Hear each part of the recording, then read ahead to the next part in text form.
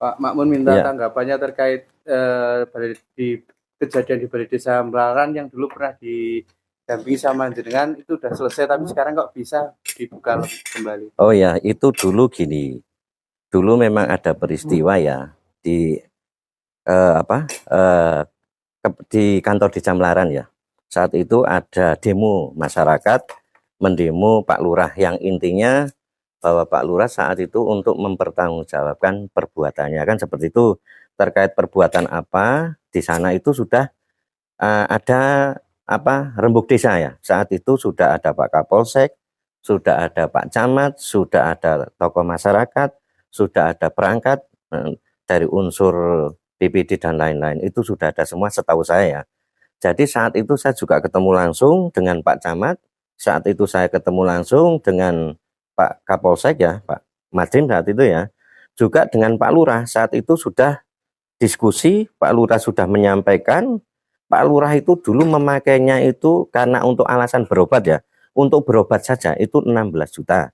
Dan saat itu beberapa hari kemudian sudah diselesaikan, sudah dibayarkan kembali. Pak Lurah sudah menghubungi saya karena memang saat itu saya meminta untuk yang 16 juta itu diserahkan kembali ke desa sudah.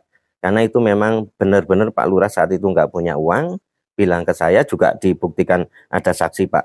Saat itu Pak Lurah bicara di depan Pak Madrim sebagai APH. Jadi saat itu sudah selesai.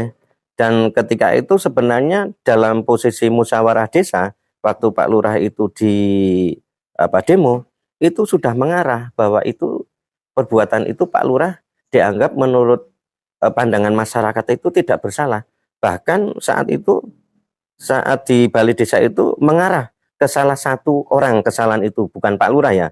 Akhirnya saat itu sesuai dengan hasil musyawarah dan itu saat itu dibubarkan oleh Pak Kapolsek dengan Pak Camat dan itu sudah selesai. Jadi kalau sekarang timbul masalah lagi, ini masalah apa lagi? Karena setahu saya setelah ada demo itu, sampai sekarang Pak Lurah tidak melakukan kegiatan apapun.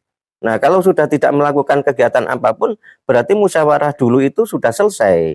Nah, dan itu sudah disaksikan Pak Camat. Nah, makanya dulu saya sampai ini, saya mendatangin Pak Sakti juga.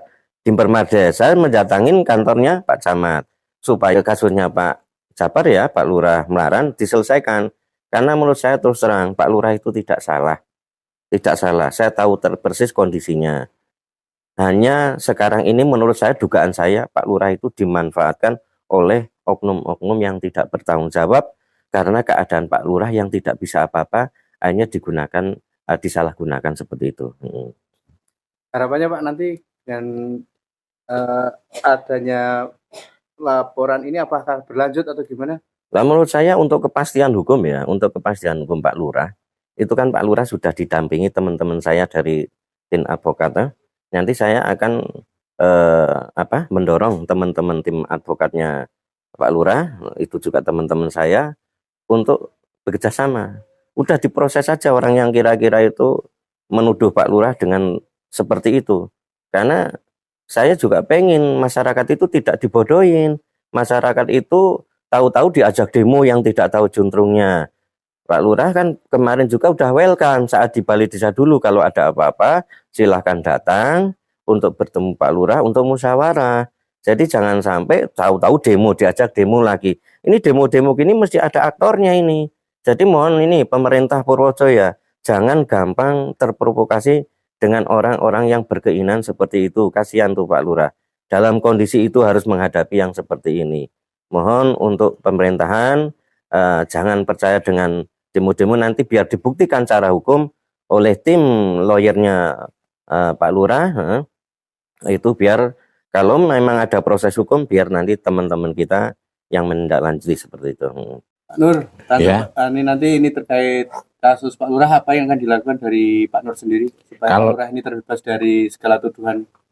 Ini menurut saya selaku keluarga besarnya Pak Lurah, jadi saya sendiri nggak terima. Kedua kali saya sudah membaca kronologis dari awal 2012 2022, 2023, bahkan yang terakhir itu 2025, yang di inspektorat itu tanggal 15 bulan 1 tahun 2025 itu adalah mengada-ada dan tidak benar. Maka saya konsekuen selaku saudara dan sekaligus kuasa hukum dari beliaunya, saya nggak terima, akan kita laporkan ke proses hukum, ranah hukum yang berlaku, yaitu melaporkan di Polres Purworejo, terutama ketua DPD, karena itu sudah terlalu istilahnya nggak mengenakan, terutama beliaunya saudara saya ini Pak Lurah Jabar.